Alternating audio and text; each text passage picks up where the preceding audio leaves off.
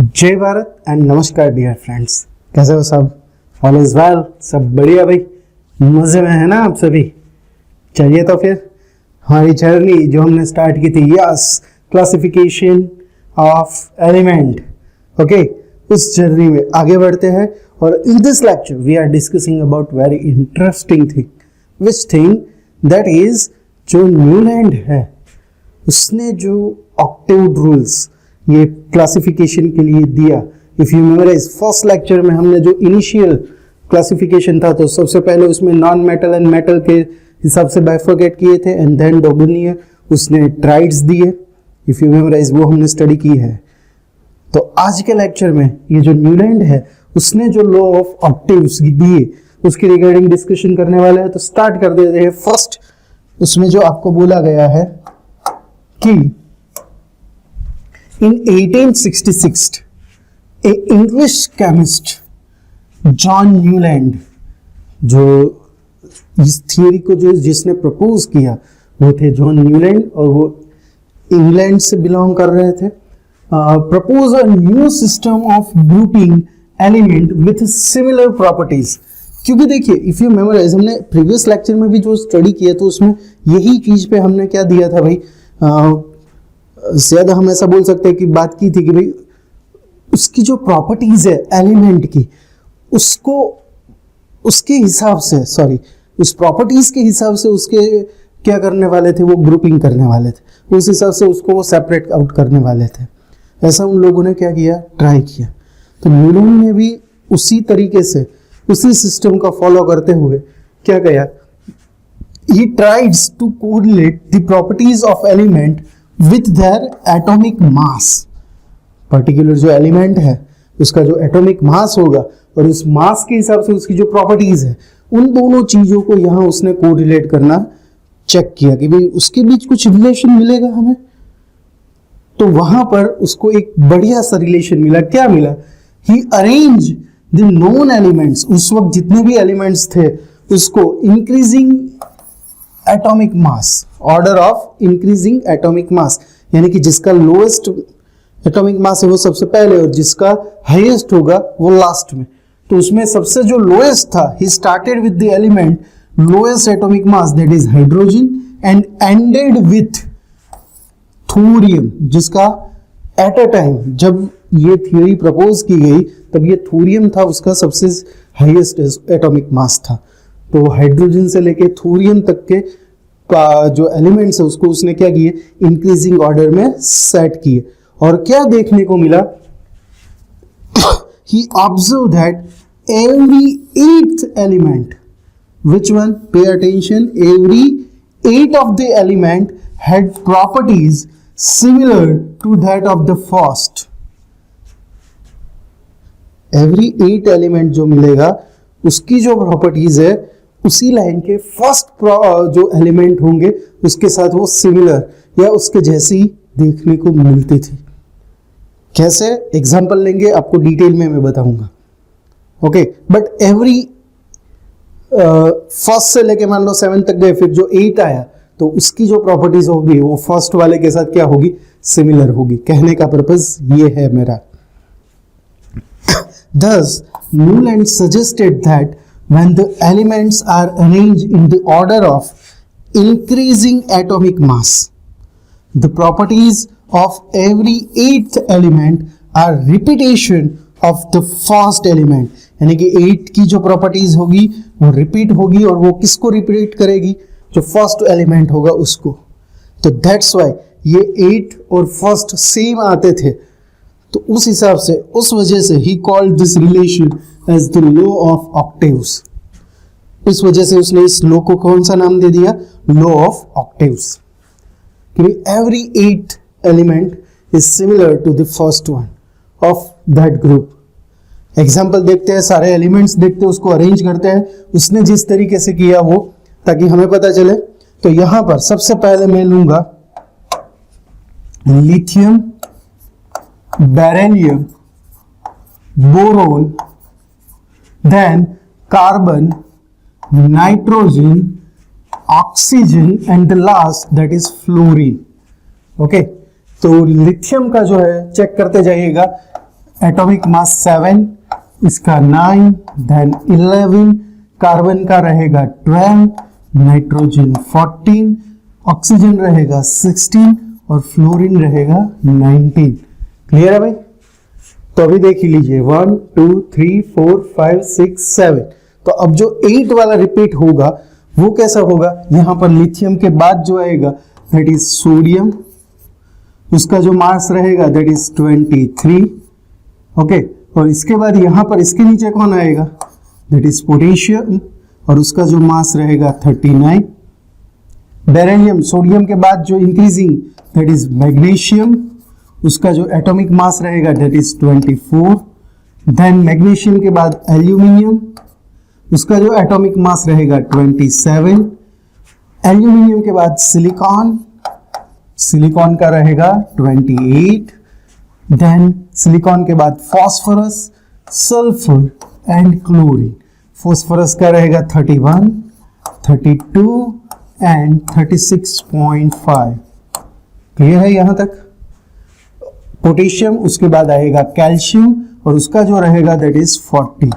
तो इस हिसाब से इतने एलिमेंट्स को मान लो हमने अरेंज किया है, तो उसमें आप देखेंगे कि एवरी 8 ऑफ द एलिमेंट, जैसे यहां आप देखते हैं लिथियम है, उसके बाद कौन सा आता है, सोडियम, और सोडियम के बाद ये पोटेशियम। तो ये तीनों जो एलिमेंट्स हैं वो सारे, उसकी जो प्रॉपर्टीज है वो कैसी है, सिमिलर है।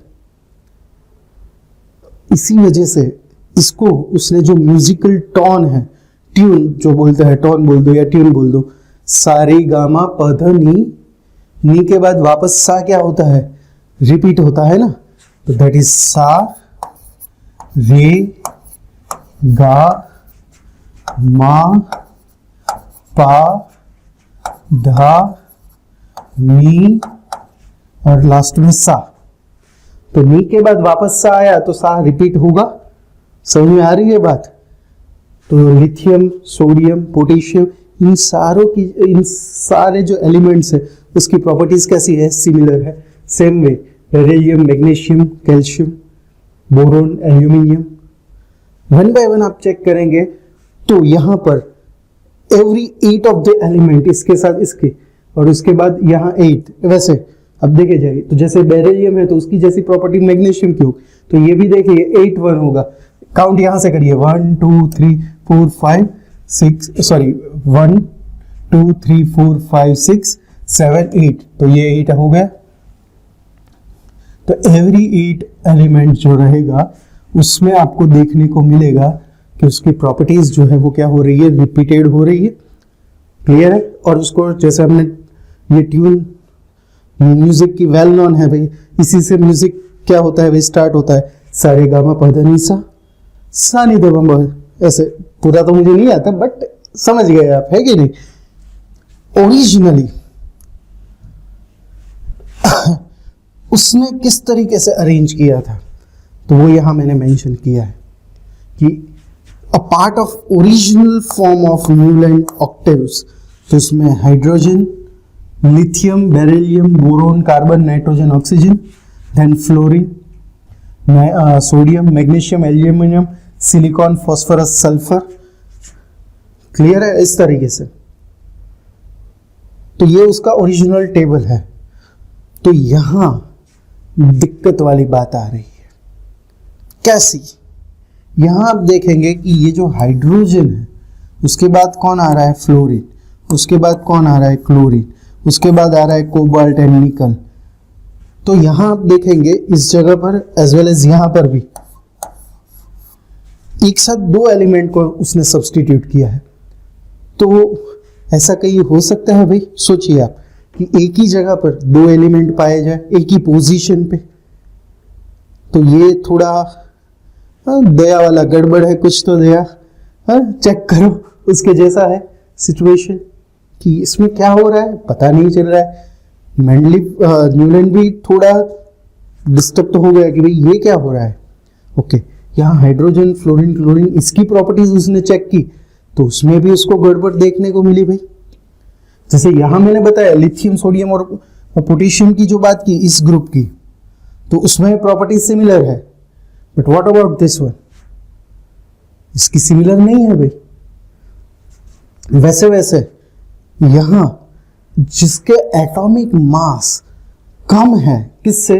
कैल्शियम से, क्योंकि उस वक्त तो थोरियम तक के थे, अर्लियर हमने डिस्कस किया, तो थोरियम तक हेवियर एटॉमिक मास हो जाते हैं, उसका न्यूक्लियस भी हेवियर हो जाए, तो उसकी जो अरेंजमेंट मान लो आप इस सारे गामा पधनिसा से करने चाहते हो, तो उसमें जो सिमिलरिटी होनी चाहिए एवरी 8 ऑफ द एलिमेंट, वो सिमिलर होना चाहिए फर्स्ट वन से, वो क्या नहीं हो पा रही थी, प्रॉपरली सेट नहीं हो पा रही थी। समझ में आ रही है बात? क्या क्या दिक्कतें आ रही है न्यूलैंड को? एक ही जगह पर दो रखने पड़े उसकी, क्योंकि प्रॉपर पोजीशन नहीं मिल रही थी कि उसको कहाँ अरेंज किया जाए। कुछ एलिमेंट्स ऐसे मिले जिसकी प्रॉपर्टीज जो थी वो सिमिलर नहीं हो रही थी फर्स्ट वन से। तो देखिए अगेन आई रिपीट कि ये सारी चीजें जो हो रही थी at a time of initial starting of the lecture, जो हमने बताया कहां से हो रही थी, 18 सेंचुरी 18 या 19 के इन बिटवीन, 1866 जैसा था।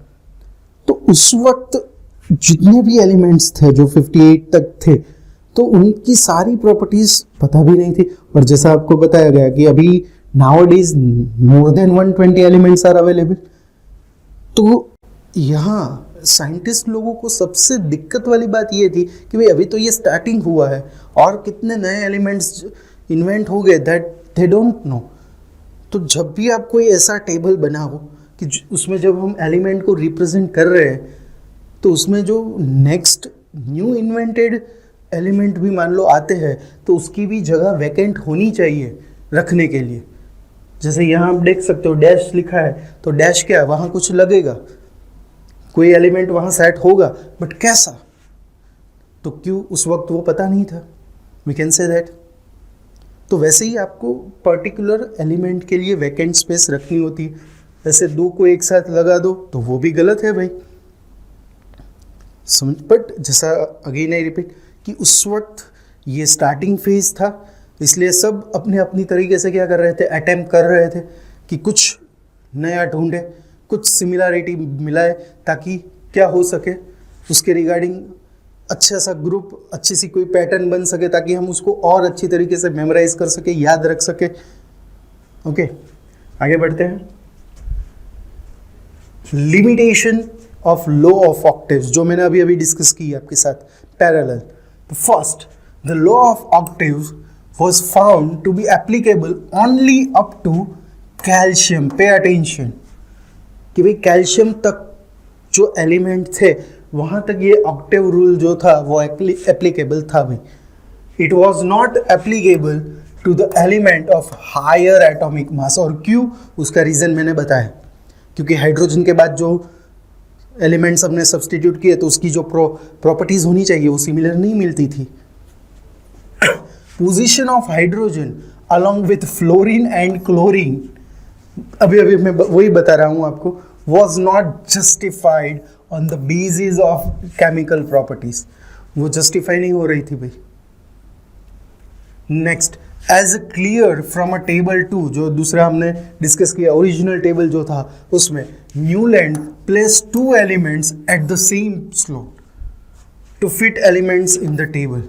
तो सेम स्लॉट में 2 एलिमेंट, तो वो भी दिक्कत वाला है भाई। किसको कंसिडर करेंगे, किसको नहीं करेंगे? समझ में आ रही बात? ये ऐसा हो गया, हाँ, आप अनलिमिटेड पिज़्ज़ा खाने जा रहे हो, एक डिश के पैसे दे रहे हो और उसी डिश में आप 2 लोग खा रहे हो, तो ऐसा नहीं होता है ना। वो 2 लोग के ही अनलिमिटेड पैसे लेंगे आपसे, चाहे आप एक डिश में खाओ या सेपरेट डिश में खा ले। समझ में आ रही है बात? तो उसके जैसा यहाँ सिचुएशन हो रही है, तो ये थोड़ा डिफिकल्ट हो रहा था। He also placed some unlike elements under the same slot, कि भाई unlike element, जैसे यहाँ hydrogen, fluorine, chlorine. For example, cobalt and nickel are placed in the same slot and in the column of fluorine, chlorine and bromine. तो इन दोनों का एक दूसरे के साथ कुछ लेना देना नहीं है भाई, दोनों सभी एक दूसरे से क्या है भाई, सेपरेट है भाई। केमिकल प्रॉपर्टीज के हिसाब से हम बात करेंगे तब की बात है, क्लियर है? Thus, it was realized that Newland's law of octaves work well only with the lighter elements, कि भाई जो जिसके एटॉमिक मास जो यहाँ बताए गए कि जिसके लोअर है उसी तक, यानी कि कैल्शियम तक ही वो एप्लीकेबल था, उसके बाद नहीं। तो therefore this classification was rejected. But attempt तो हुआ, कुछ तो नया देखने को मिला कि भाई हाँ we can arrange like this also. हाँ, वो कंडीशन कंप्लीटली सेटिस्फाइड नहीं हुई, don't worry for that, doesn't matter for that, but attempt तो हुआ, that is most important thing. Next देखते हैं क्या हो रहा है।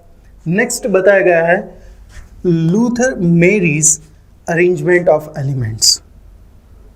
तो उसने क्या किया, दैट इज जर्मन केमिस्ट, उसने कैसे क्लासिफाइड किया, on the basis of their atomic volume. तो अब तक आप देखेंगे डोबरनियर थे, फिर ये न्यूलैंड आए, उन सभी ने किस तरीके से एलिमेंट को अरेंज किया था, with their atomic mass. Newland ने कैसे किया, increasing order of atomic mass. Dobereiner ने कैसे किया था, ट्राइड्स बना दिए, 3-3 के ट्रिपलेट्स ग्रुप बना के, ओके। बट इसने क्या किया, चलो इन दोनों ने ऐसा किया तो उसमें कुछ ज़्यादा उसको अरेंज नहीं हुए, तो कुछ नया सोचते उस हिसाब से सोच के उसने उस एलिमेंट के एटॉमिक वॉल्यूम को बेस में रखा कि भाई वो वॉल्यूम कैसा है। And the atomic volume of an element is the volume occupied by the one of the element in its solid state. तो वॉल्यूम किसको उसने कंसिडर किया, the atomic volume of element is the volume occupied by one of the element in its solid state. वो solid state में उसका कितना volume occupy होगा one of that का, उस हिसाब से उसका वॉल्यूम को उसने क्या किया, कंसिडर किया। ही प्लॉटेड द ग्राफ बिटवीन, उसने ग्राफ प्लॉट किया between which atomic volume and there atomic मास। दोनों को कंपेयर किया, फिर मास के रिगार्डिंग अर्लियर स्टडी हो ही चुकी थी, और फिर उसने वॉल्यूम के रिगार्डिंग यहाँ खुद से स्टडी की, और फिर दोनों को कंपेयर किया ग्राफ में, क्योंकि graph is the very simplest way to comparing the thing. उसकी बेस्ट एग्जांपल मैं आपको दे दूं, हाँ मैच तो देखते ही हो ना भाई, तो मैच में आप देखेंगे तो ऐसे, सॉरी मैथ्स में ऐसे ऐसे लाइन आती है, इफ यू मेमोराइज, ये टीम 1 और ये टीम 2 ऐसे करके, तो हमें पता चल जाता है कि किसकी रन रेट ज़्यादा है या किसका स्कोर ज़्यादा है, किसका कम है, कौन लोअर पे है, कौन ज़्यादा है। Easily you can identify using graph. तो यहाँ पर भी वही था भाई कि उसने ग्राफ से दोनों को क्या किया, कंपेयर किया। And he observe that the element with similar properties occupied almost similar position, कि जिसकी भी प्रॉपर्टीज सिमिलर थी वो सारे सिमिलर पोजीशन पे क्या हो रहे थे, अरेंज हो रहे थे। वो नियरली ग्राफ में एक दूसरे से क्या होते थे, नज़दीक मिलते जुलते थे। For example lithium, sodium and potassium, ये तीनों है उसकी जो प्रॉपर्टीज़ है वो कैसी थी भाई, एक दूसरे से ऑलमोस्ट सेम जैसी थी। समझ में आ रही है बात।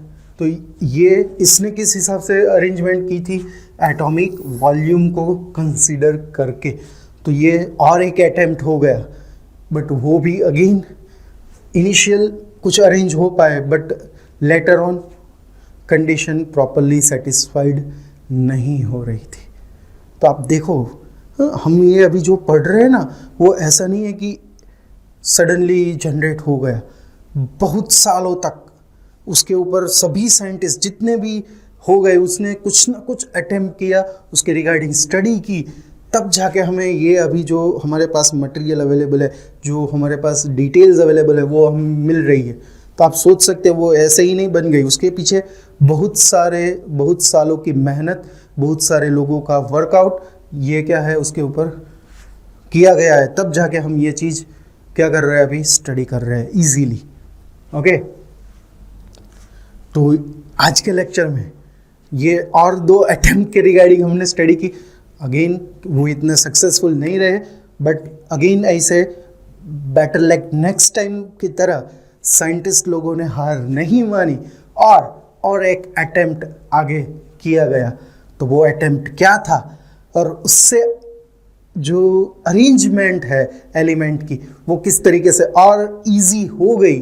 तो तो वो सारी बातें हम डिस्कस करेंगे इन द नेक्स्ट लेक्चर। तो फिर मिलेंगे, तब तक के लिए खुश रहिए, मस्त रहिए, स्वस्थ रहिए, आपके और आपके परिवार का ध्यान रखिएगा। Love you all. जय भारत। विद्यार्थी देवो भव।